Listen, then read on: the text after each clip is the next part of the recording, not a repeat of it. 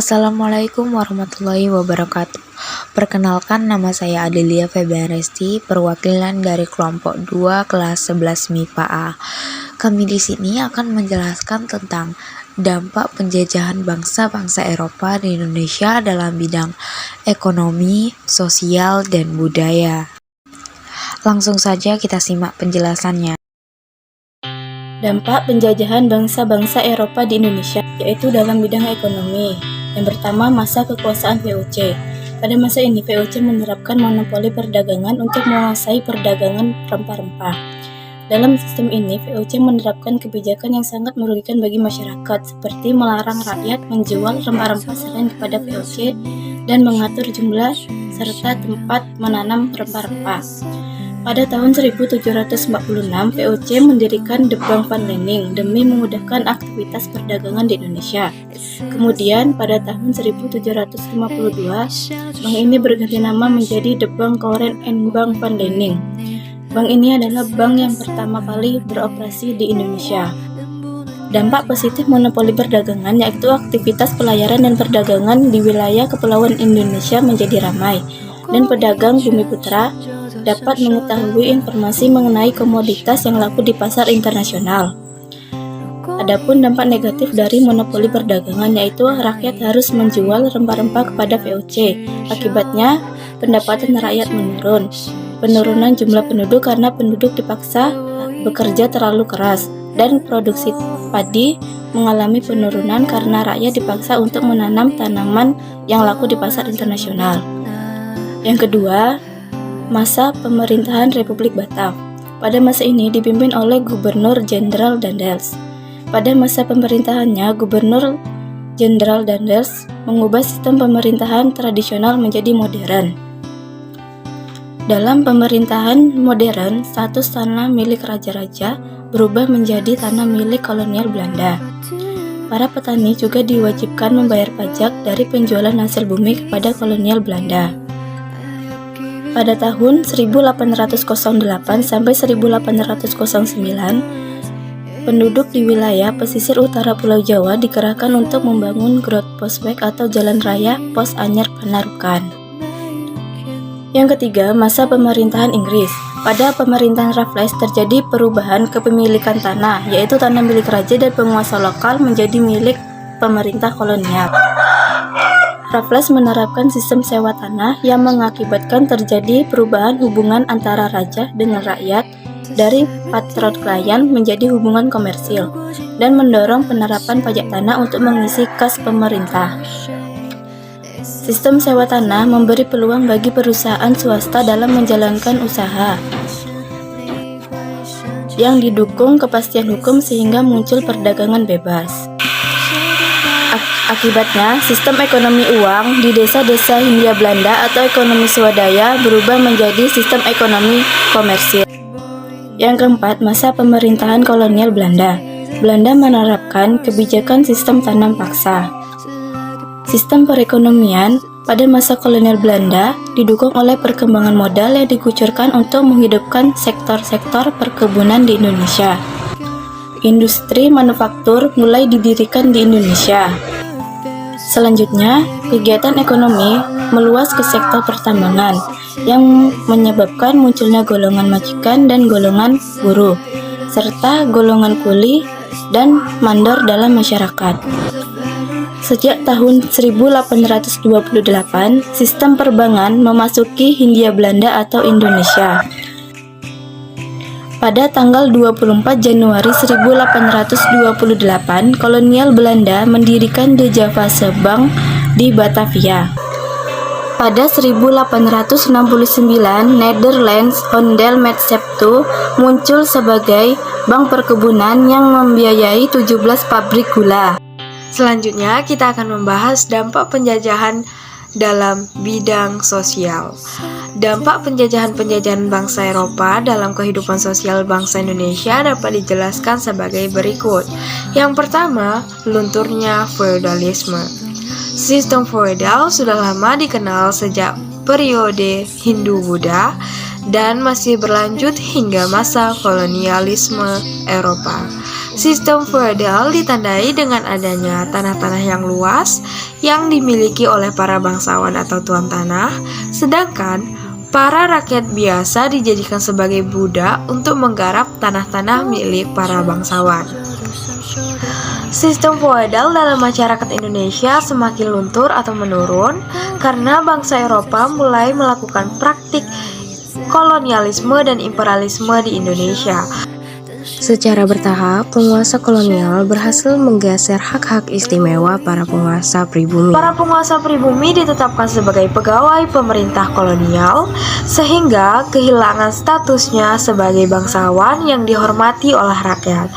Rakyat dan penguasa lokal harus menghormati pemerintah kolonial secara berlebihan. Yang kedua adalah berkembangnya stratifikasi sosial. Status sosial masyarakat berdasar pada kepemilikan tanah. Hal ini terjadi karena adanya pengaruh dari bangsa Eropa, terutama bangsa Belanda. Hubungan antara kalangan elit tradisional dan orang-orang Eropa mengubah karakter kalangan elit tradisional, terutama dalam status sosial. Para penguasa juga harus bergaya hidup menggunakan ciri-ciri serta lambang yang berbeda dari rakyat biasa atau rakyat pada umumnya. Pada masa kolonial Belanda, pembagian status sosial masyarakat diatur menurut Hukum Ketatanegaraan tahun 1927. Berdasarkan hukum tersebut, kelompok masyarakat dikategorikan sebagai berikut. Yang pertama, golongan atas yang terdiri atas orang-orang Eropa. Yang kedua, golongan timur asing seperti Tionghoa, Arab, dan India. Dan yang ketiga adalah golongan bumi putra yang terdiri atas bangsa Indonesia asli. Golongan bumi putra dibagi menjadi 3, yaitu lapisan atas seperti para bangsawan dan kerabat istana. Yang kedua, lapisan menengah seperti para petani, pedagang kecil dan menengah, serta pegawai. Dan yang terakhir adalah lapisan bawah, yaitu seperti rakyat jelata yang hidup di pedesaan dan merupakan penduduk mayoritas.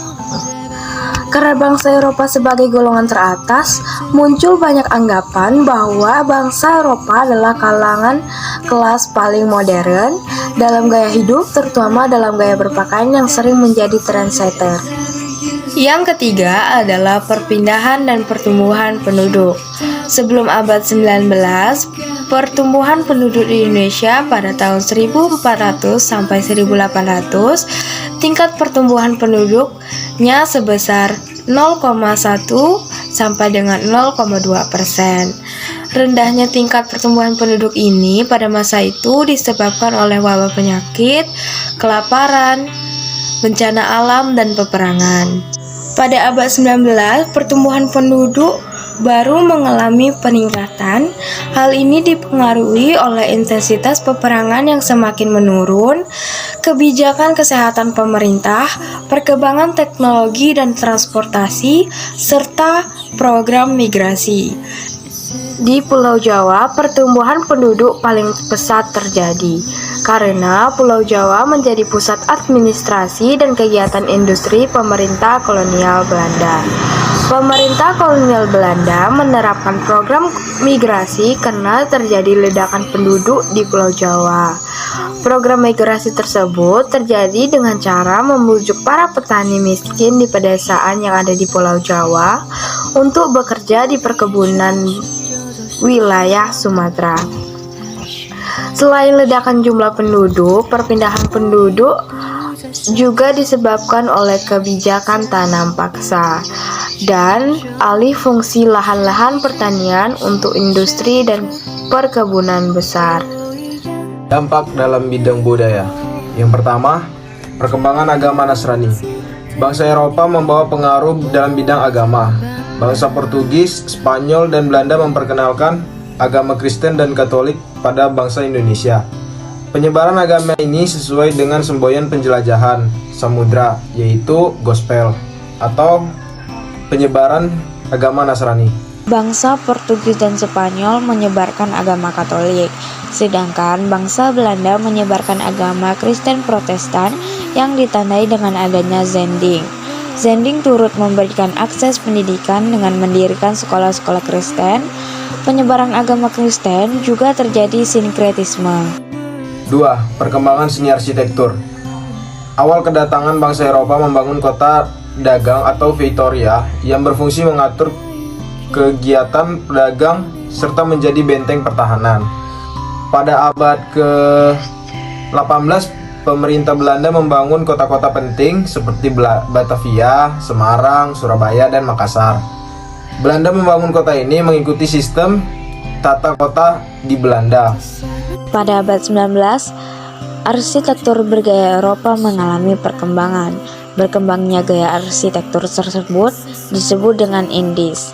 Gaya Indis merupakan perpaduan antara arsitektur Eropa dan lokal. Akhir abad 19 sampai dengan awal abad 20, arsitektur yang berkembang di Indonesia adalah gaya Napoleon klasik. Pada saat ini berkembang arsitektur bergaya neogotik dan rasionalisme Belanda. Yang ketiga, perkembangan seni sastra. Raffles menulis buku berjudul History of Java yang terbit pada tahun 1817. Adapun buku History of Sumatra karya William Marsden Dan buku History of the East India Archipelago karya John Crawford.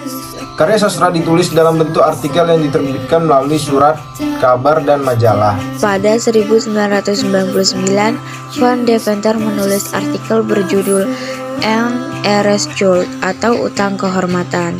Dalam artikel ini menganjurkan adanya politik balas budi atau politik etis yang berisi edukasi, irigasi, dan migrasi. Kedatangan Portugis dan Belanda juga berpengaruh terhadap bangsa Indonesia. Perkembangan seni musik. Bangsa Eropa memperkenalkan berbagai alat musik, contohnya gitar, cello, melo, biola, dan seruling. Pada abad ke-16, Portugis memperkenalkan perpaduan musik yaitu musik keroncong atau musik rakyat. Perkembangan surat kabar. Pada tahun 1744, percobaan pertama menerbitkan surat kabar bernama Bataviae Noveles. Dan pada 1825, seluruh surat kabar Hindia Belanda merupakan pemilik pemerintah atau pers ofisial. Tujuan pers ofisial adalah memenuhi kebutuhan informasi politik de ekonomi, terutama berita dari Eropa bagi kelas pedagang. Pada 1809, Gubernur Jenderal Daendels membuat regulasi percetakan dan penerbitan surat kabar milik pemerintah.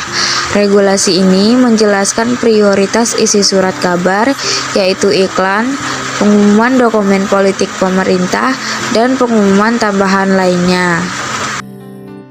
1 tahun setelah regulasi, Daendels menerbitkan Bataviae Colonial Courant. Pada abad 20, surat kabar mampu membawa pencerahan bagi kalangan masyarakat Bumi Putra, serta golongan terpelajar menjadikan surat kabar sebagai media mengembangkan kesadaran nasionalisme.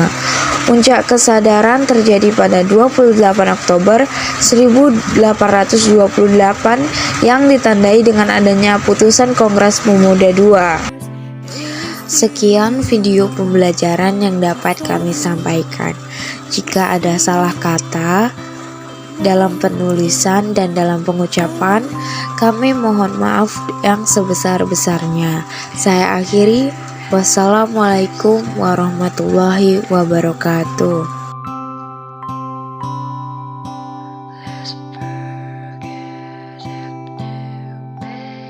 December day